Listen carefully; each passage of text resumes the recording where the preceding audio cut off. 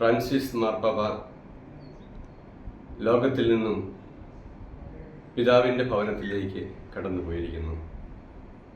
ഈശോ തൻ്റെ ഉത്ഥാനശേഷം ശിഷ്യന്മാരെ അനുഗ്രഹിച്ച് സ്വർഗത്തിലേക്ക് പോയതുപോലെ ഉയർപ്പ് ദിനം ലോകത്തിന് ആശീർവാദം നൽകി സമാധാനം ആശംസിച്ച ശേഷമാണ് മാർപ്പാപ്പ കടന്നുപോയിരിക്കുന്നത്. തൻ്റെ ജീവിതം മുഴുവനും ദൈവത്തിനും ലോകത്തിനും വേണ്ടി ജീവിച്ച വ്യക്തിയാണ്.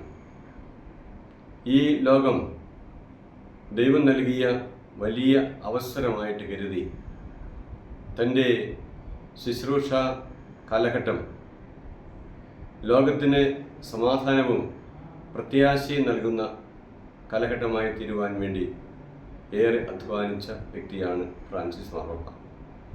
അദ്ദേഹത്തിൻ്റെ സ്വരം ലോകമെങ്ങും പ്രതീക്ഷയോടെ കേട്ടിരുന്നു. അദ്ദേഹം ലോകത്തിൻ്റെ പ്രകാശമായിട്ട് ഈ കാലഘട്ടത്തിൽ അന്ധകാരത്തിൽ പ്രകാശം പരത്തി ജീവിച്ച വ്യക്തിയാണ്. അനേകം പേർക്ക് ആശ്വാസം നൽകുവാനായിട്ട് അദ്ദേഹത്തിൻ്റെ സന്ദർശനങ്ങളും അദ്ദേഹത്തിൻ്റെ ഇടപെടലുകളും ഉപകരിച്ചു എന്ന് നമുക്കറിയാം.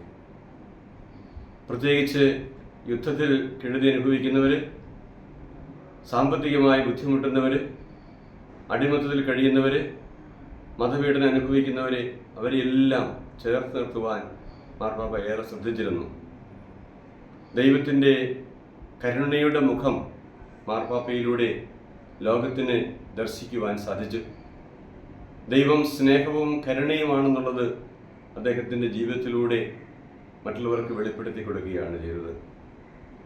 അദ്ദേഹം തൻ്റെ ജീവിതത്തിലൂടെ ഈശോയുടെ ആ ശുശ്രൂഷ തുടർന്നുകൊണ്ട് അനേകരെ ദൈവസന്നിധിയിലേക്ക് ആനയിച്ചു.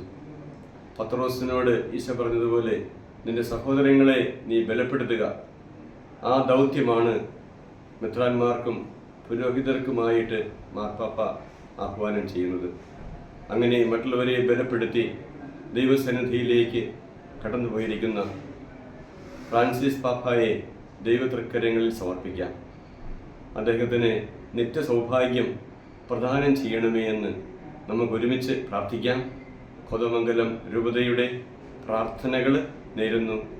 ദൈവം മാർപ്പാപ്പയെ സമർത്ഥമായി അനുഗ്രഹിച്ച് നിത്യസമ്മാനം പ്രദാനം ചെയ്യുന്നു.